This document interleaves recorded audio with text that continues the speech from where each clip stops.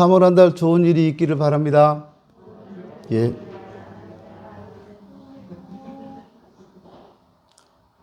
저한테는 안 하셨죠? 저하고 됐으면 좋을 텐데요. 예. 오늘은 베드로전서 1장 13절로 21절 말씀에 근거해서 거룩하십니까? 라는 주제로 하나님 말씀을 함께 나누려고 합니다.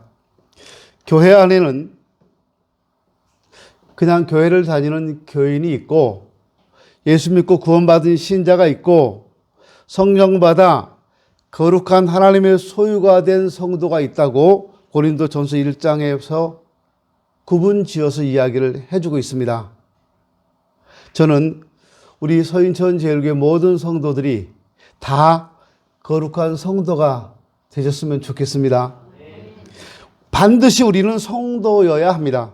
성도란 거룩한 무리라는 뜻입니다. 거룩한 사람이라는 말이에요. 다시 말하면 거룩하신 하나님의 사람이라 그런 뜻입니다. 하나님은 거룩하신 분입니다. 스스로가 거룩하신 분이에요. 그래서 하나님 자신을 향해서 거룩하다고 말씀하지 않아요. 본인이 거룩하시니까 대신 하나님과 관계된 모든 소유를 다 거룩하다고 하십니다. 성경에는 약 300번 이상이 거룩이라는 말이 나오고 있는데 하나님과 관련해서는 많지 않아요. 두세 번 그 정도 나옵니다. 그 외에는 전부 하나님의 소유들을 거룩하다고 말씀하고 있습니다. 하나님의 것이라는 뜻이죠. 하나님의 백성, 하나님의 교회, 하나님의 것들, 하나님의 천사들 다 거룩하다고 말씀합니다. 그래서 거룩한 천사들, 거룩한 백성들, 거룩한 성전, 거룩한 기구, 거룩한 하늘, 거룩한 날, 이렇게 하나님 주변에 하나님이 창조한 것들을 지칭해서 거룩하다 이렇게 말씀하고 있습니다. 왜 그렇습니까? 하나님은 본래가 거룩한 분이시기 때문에 나는 거룩하니 너희도 거룩할지어다 이렇게 말씀하시잖아요. 하나님은 거룩하시기 때문에 하나님의 것들, 하나님의 소유된 것들은 모두 다 거룩해야 하는 거예요. 오직 거룩한 것으로 불리는 하나님의 소유를 가리켜서 거룩하다. 그래서 하나님의 아들 예수가 거룩하다. 하나님의 이름이 거룩하시다. 하나님의 성전이 거룩한 장소다. 이렇게 말씀하는 겁니다. 하나님의 소유가 되었을 때 그것은 곧 하나님의 것이라는 말인데 이것은 거룩해야 한다는 거예요. 사람도 마찬가지입니다. 세상에서 아무리 착하게 살아도 그 사람을 거룩한 사람이라고 말하지 않습니다. 아무리 훌륭한 사람도, 아무리 성공한 사람도, 아무리 재물이 많은 사람도 거룩하다고 말하지 않습니다. 하나님의 소유된 백성이 아니기 때문에 그렇습니다.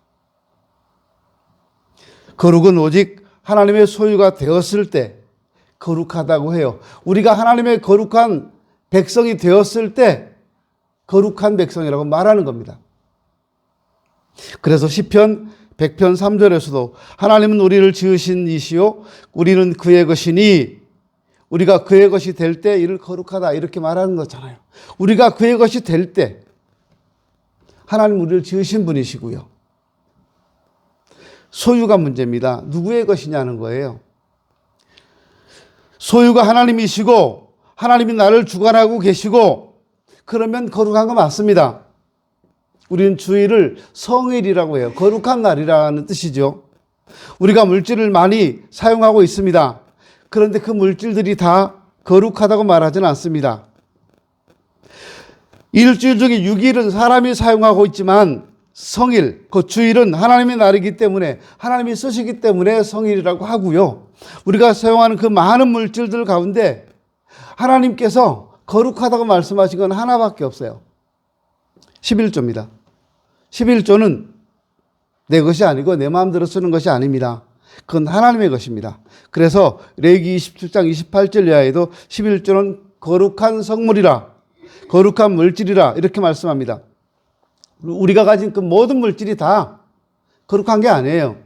내가 내 마음대로 다 할 수 있는 거예요. 그런데 11조만큼은 내 마음대로 쓰면 안 된다는 거예요. 그건 하나님의 것이니까, 거룩한 거니까. 하나님께 드리는 순간 그것은 거룩한 성물이 되는 겁니다. 제가 보지는 않았는데 책에서 읽은 겁니다. 미국 시카고 한 교회에서 아주 가난한 여자 성도가 예배 중에 하나님께 뭔가를 막 드리고 싶은 마음이 생겼습니다. 그래서 자기 손에 끼어있는 결혼 반지를 빼서 헌금 쟁반에 올려놨어요. 그 장면을 한 집사님이 이렇게 바라보다가 저 사람 가난한 사람인데 결혼 반지를 빼서 헌물로 드리네 이 생각이 들었어요. 그래서 헌금 개수하는데 이 사람이 뛰어 올라가서 목사님, 그 사람은 엄청 가난한 성도인데 그 결혼 반지 돌려주시는 게 좋을 것 같습니다. 그것까지 교회가 안 돌려주면 그분 참 힘들어질 겁니다. 그래서 목사님도 그 집사님의 건의를 받아들여서 그 반지를 하나님께 드렸던 성도를 불렀습니다. 그리고 이렇게 말씀합니다. 성도님의 마음과 사랑은 이미 다 받았습니다. 이 반지는 그냥 돌려드리겠습니다. 받은 걸로 하겠습니다. 그때 그 가난한 성도가 이렇게 말했다고 합니다. 목사님, 저는 그 반지를 도로 가져갈 수가 없습니다.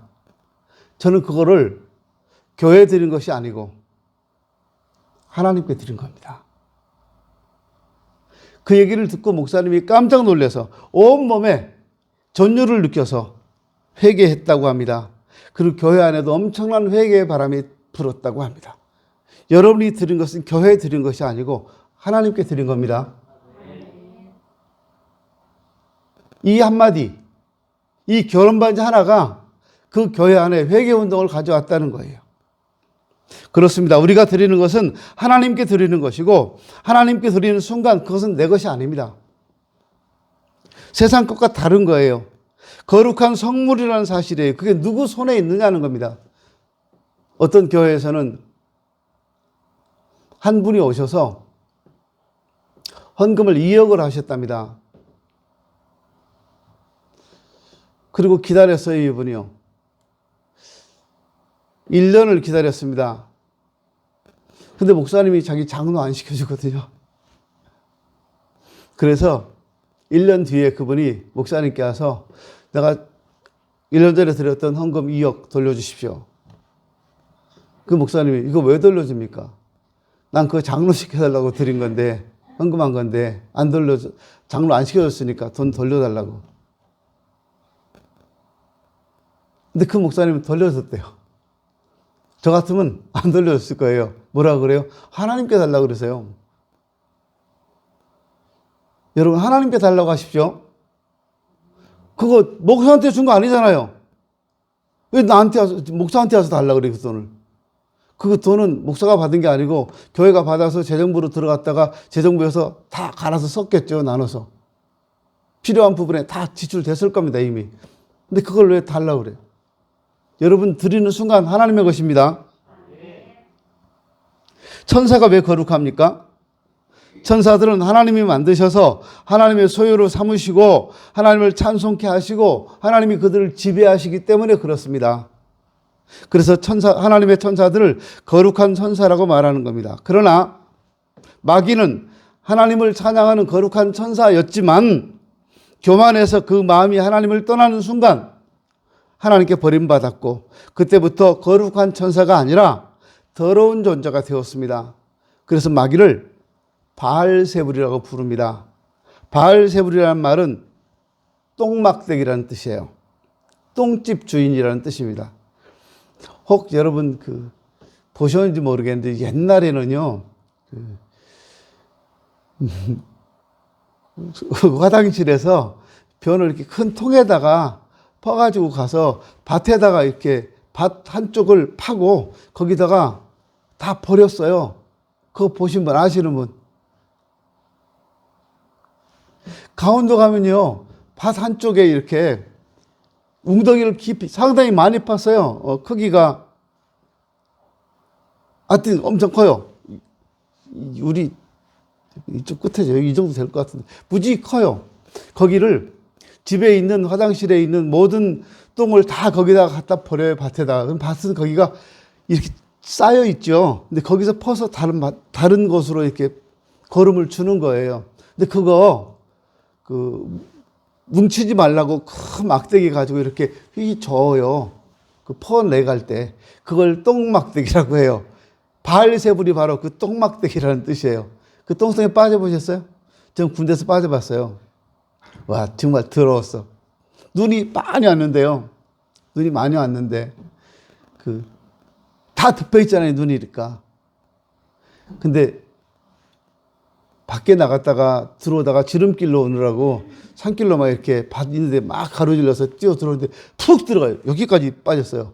질퍽질퍽 하면서 눈 춥고 그러니까 이제 이게 뭐야. 그리고 보니까 그 다음은 아시겠죠, 이제. 와, 여기서 여기까지. 그때 내가 키가 안 자란 것 같아. 똥통을 흔드는 똥막대기. 이게 바알세불입니다. 그러니까 그 자체가 거룩하냐 더러우냐가 아니에요. 거룩은 단지 누구의 소유냐는 겁니다. 누가 들고 있고 누가 사용하고 있느냐에 따라서 존재 가치가 달라진다. 그 말입니다. 우리가 드리는 예배 시간도 마찬가지로 하나님의 거룩한 소유가 되었을 때, 이 시간을 내가 하나님께 온전히 드렸을 때 이 거룩한 시간이 되는 거예요. 여기 앉아서 딴 생각하고 있으면 그건 거룩한 시간이 아닌 거예요. 하나님의 계시와 하나님의 지배 아래 들어있을 때 그게 예배입니다. 예배를 드리는 분들도 보면 여러 가지예요. 자기 즐거움이나 자기 만족으로 예배를 드리는 분도 있습니다. 자기 기분으로 찬송하고 자기 드러내고 과시하기 위해서 엄청 많은 헌금을 하는 분도 있습니다. 자기 자랑으로 예배 드리는 분도 있습니다. 그걸 거룩한 예배라고 말할 수 없는 거예요. 오직 예배가 하나님의 소유 안에 들어올 때 거룩하다고 하는 겁니다. 우리가 주일을 성일이라고 하잖아요.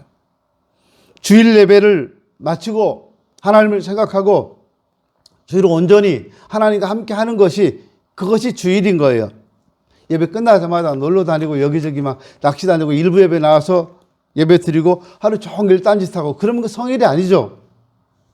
주일은 하나님을 위해서 온전히 드릴 때 성일입니다. 교회 안에 있는 성도들도 마찬가지입니다. 내가 교회 안에 앉아서 나는 거룩한 사람이다라고 말할 수 있어요. 물론 성전은 거룩한 곳입니다. 그러나 거룩한 곳에 가정한 것도 들어온다고 성경은 말해요. 그래서 하나님은 말세에 의인 가운데 악인을 골라낸다고 말씀하고 있습니다. 알곡과 가라지를 추수 때 구별하시고 양과 염소를 저녁 때 구분하듯이 거룩한 자들 속에도 예복을 입지 않은 자가 들어올 수 있다는 겁니다. 그때 뭐라고 말합니까? 형제여, 당신은 어찌하여 거룩한 성도들이 들어오는 곳에 거룩한 예복을 입지 않고 들어왔는가? 저를 골라서 내쫓아라. 밖에 나가 슬피 울며 이를 갈리라. 이렇게 말합니다. 거룩한 옷이 무엇입니까? 예수의 이름으로 지은 옷입니다. 예수의 보혈로 지은 옷이 거룩한 옷이에요. 성경에 예수 그리스도로 옷 입으라 그렇게 말씀하고 있습니다. 로마서 13장 14절에 보면 예수로 옷 입어라. 그래서 예수로 옷 입은 자를 거룩한 성도들이다. 이렇게 말하는 거예요. 실력이 있어서 거룩한 자가 아닙니다.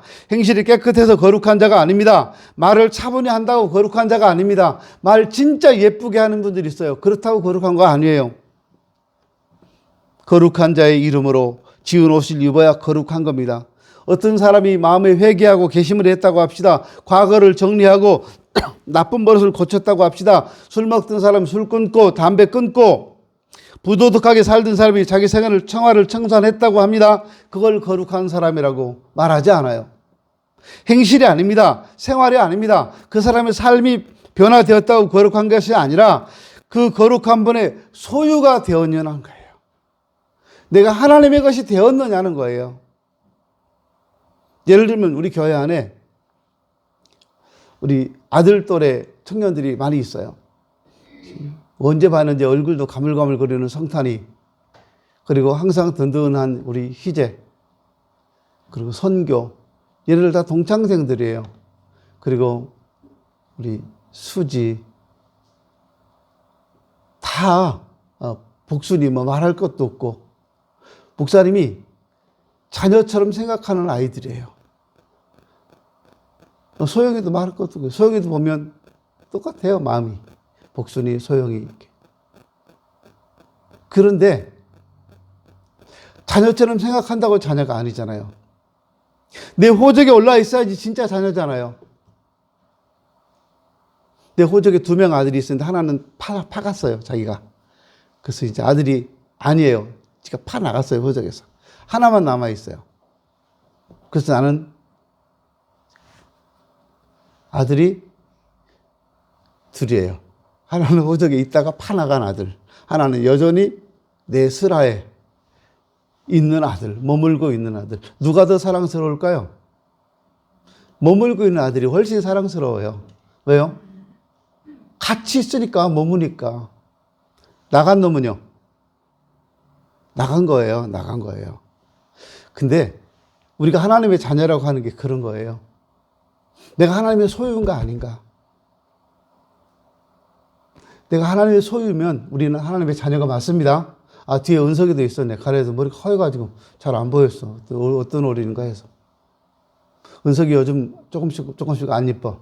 근데 엄청 이뻐했는데, 성교보다 한때는 더 이뻐했는데, 요즘 조금 덜 이쁜 것 같아. 덜 이쁜 이유가 머리가 나보다 더 하얘서. 회개라고 하는 것은요, 내가 바로 살고, 내가 도덕적으로 살고, 깨끗하게 사는 것도 중요합니다만 하나님의 소유가 되었냐는 거예요. 세상에 살던 그가 하나님께 돌아왔느냐는 거예요. 회개의 원뜻이 돌아오다는 뜻이잖아요. 집을 나간 탕자가 돌아오는 것처럼 돌아온 것이 회개인데요. 하나님을 떠난 사람이 자기 죄를 깨닫고 돌아와서 하나님의 소유가 되었을 때 이걸 가리켜 회개라고 말하는 거예요. 그렇다면 누가 하나님의 소유가 되어서 거룩한 성도가 될 수 있습니까? 인간은 이미 아담의 죄로 인해서 거룩을 상실한 사람들입니다. 이거 노력으로도 안 되고 우로도 안 되는 겁니다. 힘써도 안 되고 애를 써도 안 되고 선을 행해서도 안 됩니다. 우리 행위로 안 되는 거예요. 왜냐하면 이미 죄의 싹은 사망이고 모든 사람은 죄를 범했기 때문에 하나님의 거룩하신 영광에 이르지 못한다고 성경이 결론을 내렸기 때문에 그래요. 선언해버렸어요. 그래서 성경에 보면 우슬초에 피를 찍어서 피 뿌림으로 내 백성이 거룩해진다 말씀합니다. 히브리서 9장 19절 이하에 보면 모든 기구를 피 뿌림으로 거룩하게 하나니라고 말씀합니다. 구약에서는 사람들이 하나님께 나오기 위해서 송아지를 잡고 양을 잡고 염소를 잡아 그 피를 가지고 하나님 앞에 나왔습니다. 그러나 오늘 우리들은 오직 흠없고 점없는 어린 양 같은 그리스도의 보배로운 피로 나왔습니다. 우리를 하나님이 예수의 피로 사신 거예요. 예수의 피를 우리에게 뿌리신 거예요. 그래서 우리를 거룩하게 하신 겁니다. 어떻게 해요? 2000년 전 하나님의 아들 예수께서 십자가에서 피를 뿌리심으로, 피 흘려 죽으심으로 우리의 모든 죄를 대속해 주셨기 때문에 그 피를 믿는 우리는 이미 그 피로 깨끗하게 된 거룩한 하나님의 성도가 되었다 그 말입니다. 우린 그래서 하나님의 소유입니다. 그래서 누구든지 예수를 믿고 그 피를 의지하기만 하면 그 즉시 너는 내 것이라 하나님이 이렇게 인정하시는 겁니다. 그래서 예수 믿는 사람을 가리켜 너희는 피로 산 성도라고 말씀하고 있어요. 피로 산 내 교회, 너는 내 아들, 그때부터 거룩하신 아버지를 뵐 수 있는 겁니다. 히브리서 12장 14절 이하에 나오는 말씀입니다. 지옥이 뭡니까? 지옥은 히브리 말로는 게헨나라고 하죠. 목사님들이 여러분 계셔가지고 제가 히브리어 잘못 쓰면 그럴 텐데 그래서 제가 자신 있는 부분만 쓸게요. 지옥을 게헨나라고 합니다. 불 붙는 쓰레기장이라는 뜻이에요. 꺼지지 않는 영원한 불이 붙어서 영원히 저주받고 있는 쓰레기장이라는 곳입니다. 뜻입니다. 더러운 곳이죠. 누가 더럽습니까? 하나님의 소유가 아닌 것들은 다 더럽다는 거예요. 누가 추합니까? 게헨나에 영원히 던져버릴 자들이 추하다는 겁니다. 그래서 주님 말씀합니다. 너희는 거룩하라. 너희는 거룩하라. 우리가 거룩해야 할 이유가 이겁니다. 여러분, 주님께서 십자가를 지실 때 양편에 두 강도가 있었습니다. 그때 오른편 강도가 주님께 말씀을 합니다. 주여 당신의 나라에 이를 때 나를 기억해 주십시오. 무슨 얘기입니까? 난 당신에게 갑니다. 나를 받아주십시오. 당신의 소유로 삼아주십시오. 그런 뜻이잖아요. 이 사람 좋은 일 한 거 없어요. 남을 구제했다든가 삶이 거룩했다든가 그런 게 없습니다. 강도였어요, 강도. 그러다가 얼마나 흉악했으면 십자가에 죽겠습니까? 그런데 이 사람이 단 한마디, 당신의 나라에 임할 때 나를 기억해달라고 했던 이 한마디가 이 사람을 깨끗하게 했고 하나님 백성이 되게 했던 겁니다. 주님은 말씀하시다. 오늘 네가 나와 함께 낙원에 있으리라. 이 사람이 구원받을 만한 어떤 행동도 한 게 없다니까요. 노방전도 한 거 없고 밖에 나가서 거룩거룩을 외치지도 않았어요. 그럼에도 불구하고 구원받았어요. 무엇 때문에요? 신앙 고백 때문에요. 나는 거룩하신 주님께 들어갑니다. 나를 받아주십시오. 그 순간 그는 예수님의 사람이 된 겁니다. 더러운 강도가 거룩하신 하나님의 아들을 모셔드리는 순간 거룩한 성도가 되어서 거룩한 나라에 들어가게 된 겁니다. 그렇다면 우리가 무엇으로 거룩하게 되겠습니까? 고린도후서 1장 21절 이하에 보면 이렇게 말씀합니다. 우리를 너희와 함께 그리스도 안에서 경고케 하시고 우리에게 기름을 부으신 이는 하나님이시니 저가 또한 우리에게 인치시고 보증으로 성령을 우리 마음에 주셨느니라. 이렇게 우리가 예수를 믿고 구원받고 하나님의 거룩한 성도가 된 사실은 성령의 인치심으로 알 수가 있다는 겁니다. 이를 쳤다는 말은 도장을 찍었다는 거잖아요. 그게 성령을 받은 겁니다. 어떤 분들은 목사님 나는 아직 생활이 거룩하지 못해요. 끊을 것도 못 끊었어요. 그런 분들도 계셔요. 맞아요. 우리는 언제까지나 우리 스스로는 거룩한 삶을 살 수 없습니다. 다만 세상에 있는 똑같은 물건을 가져다가 하나님께 드리면 그 순간 거룩한 성물이 되는 것처럼 우리가 예수 그리스도를 믿고 하나님의 소유가 됐다면 우리는 하나님의 백성 맞습니다. 우리 거룩해진 거 맞습니다. 그 사이를 어떻게 한다고요? 성령으로 도장을 찍었다니까요. 성령으로 인치심을 받았다는 거예요. 혹시 아직도 여러분 확실한 믿음이 없으신가요? 나는 구원받은 것 같지가 않은데 난 아직 잘 모르겠는데 그런 분들 계세요? 긴가민가 하신 분들? 내 마음에 성령께서 계시는지 안 계시는지 긴가민가 하는 분들 계십니까? 그거 좀 위험합니다. 근데 여러분 안심하세요. 성령이 여러분을 인치시는 것이 여러분 노력으로 되는 거 아니에요. 내가 그분을 믿으면 되는 겁니다. 예. 그럼 우리 어떻게 해야 됩니까? 우리 죄악을 담당하시고 십자가에서 거룩한 피를 흘리신 예수를 믿고 내 주님으로 모셔드리고 그 증거로 성령의 인치심을 받고 그분 앞에 충성하며 살면 되는 겁니다. 그분을 온 마음으로 믿고 섬기면 되는 거예요. 이 코로나19 속에서도 믿음 변치 않고 주님 바라보면 되는 거예요. 3월달이 지나면 아마 3월 말부터 조금 풀려서 이제 5인 이상 이거 없어지고 9인으로 바뀐다고 하죠. 또 교회나 이런 집합시설도 인원 제한 풀릴 겁니다. 없어질 겁니다. 그럼 뭐죠? 지금까지 너무 강제로 억지로 막 했다는 거예요. 그런데 이제 그렇게 해서는 안 된다는 걸 정부가 안 것 같아요. 여러 나라들하고 비교했을 때 한국이 가장 많이 억압을 받고 있다고 통계가 나왔어요. 근데 참 신기한 거는요. 한국 국민들은 국가에서 하라 그러면 무조건 한대요. 무조건. 생각도 안 해보고 국가가 이렇게 해라 그러면 네 하는 거예요. 이거 개돼지들이나 하는 거예요. 생각을 한번 해보세요. 생각을. 이것이 맞나.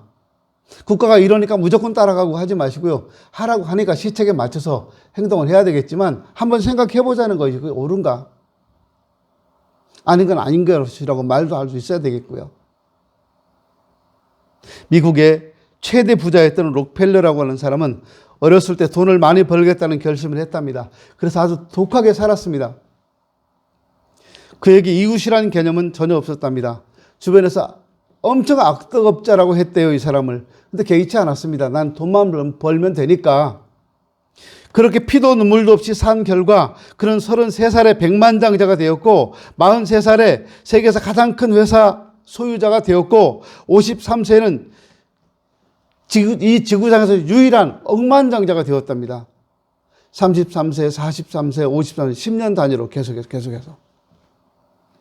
근데 53세가 되는 어느 날 머리에 독성이 퍼지는 독두증이라는 병에 걸렸다는 사실을 알았습니다. 머리털은 다 빠졌고 눈썹도 다 빠져서 없어졌습니다. 온몸은 미이라처럼 말라서 오그라들었습니다. 일주일에 수입이 100만 달러가 넘었지만 먹을 것은 아주 작은 양의 우유 그리고 과자 몇 조각뿐이었습니다. 그렇게 돈이 많은 사람이 먹을 수가 없어요. 우유 몇 모금, 과자 몇 개. 돈을 벌려고 피도 눈물도 없이 살았기 때문에 사방에 원수가 있어서 그는 밤낮으로 경호원에 둘러싸여서 사생활도 없이 살았답니다. 잠도 거의 자지 못했고 즐거운 것은 하나도 없었고 삶에서 웃음과 미소는 완전히 사라졌습니다. 의사는 이 사람에게 1년 이상 살지 못한다고 선언했습니다. 이 소식을 듣고 신문사 기자들이 엄청 기뻐하고 즐거워하면서 이 사람 죽으면 바로바로 기사를 쓰려고 미리 원고를 다 써놓고 부고장을 만들어 놓고 대기하고 있었답니다. 그렇게 투병하던 어느 날 밤새 잠을 못 이루다가 이 사람은 53살밖에 안 된 거예요, 지금. 갑자기 이런 생각이 들었답니다. 내가 죽으면 동전 하나도 내 것이 아니구나. 그때 그는 돈이 전부가 아니라는 사실을 깨달았습니다.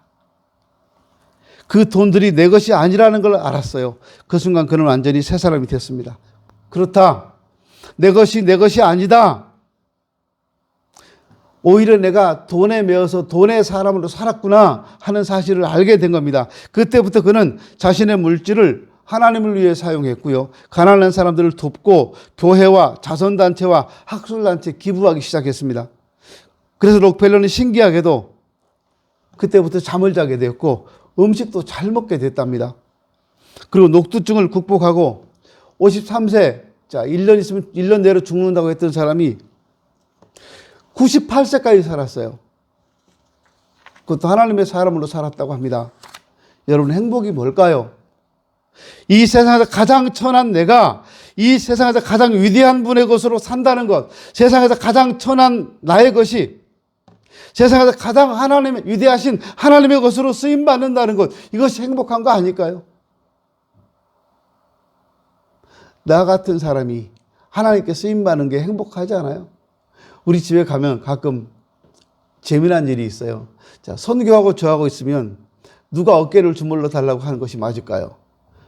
제가 아들한테 성규야 어깨 좀 주물러 봐 하는 게 맞을까요? 성규가 아빠 나 여기 목 어깨 좀 주물러 봐 하는 게 맞을까요? 내가 이렇게 얘기할 때는 이유가 있겠죠. 아들이 저한테 목도 주물러 달래고 어깨도 주물러 달래요. 기가 막혀요. 그럼 제가 이렇게 주물러 줘요. 그거 아프다고 또 막 그래요. 아프다고. 아니, 제가 주물르면 뭐 얼마나 세게 주무르겠어요. 근데 아프다고 막 그래요. 살살 하는데도. 그러면서 혼자 웃어요, 제가요. 이거 거꾸로 됐잖아. 속으로만요. 근데 그게 행복이에요. 한 번씩 주무르다가 얘가 시원해 하는 것 같으면 꽉 잡아요. 그래요. 왜? 살살 했는데 왜? 그래요. 살살 했겠어요? 지금 저는 즐기고 있는데요. 여러분, 행복이요. 너무 멀리 있는 것도 아니고 행복이 이상한 것도 아닌 것 같아요. 행복은 우리 곁에 있는 거고요. 그 행복은 하나님이 주실 때 가능한 거예요. 오늘부터 이영 집사님하고 김영미 집사님은 은석이 흰머리 하나씩 뽑는데 10원씩 100원씩 받고 흰머리 다 뽑아주세요. 오늘 밤에 다 뽑아버렸죠. 흰머리 하나씩. 은석아 이라 흰머리 하나씩 뽑을 때 나한테 100원씩만 줄래? 이렇게요. 옛날 어른들은 흰머리 뽑을 때 돈 줬어요. 저도 그렇게 우리 사람들 많이 뽑았는데 그거 뽑는 거 아니에요. 그때 머리가 다 빠져가지고 없잖아요. 제가요. 그런 게 행복이에요. 그런 게.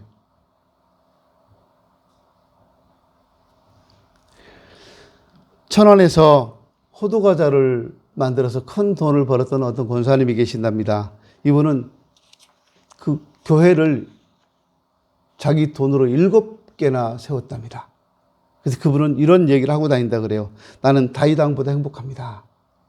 다윗은 위대한 왕이었지만 성전 건축의 소원을 이루진 못했는데 나는 풀빵 장사를 하면서도 성전을 7개나 지었습니다. 그래서 난 다윗보다 위대합니다. 그런 말을 하고 다닌다 그래요. 행복해서 나오는 소리겠죠. 우리에게는 누구나 하나님의 것으로 쓰임받는 행복한 사람이 될 수 있습니다. 내가 하나님의 것으로 쓰임받는 것보다 더 큰 행복이 있을까요? 어떠세요, 여러분? 여러분이 하나님의 자녀라고 하는데, 여러분이 하나님의 백성이라고 하는데 그 말을 듣는 순간 여러분 행복하십니까? 행복하십니까? 기도합니다. 하나님.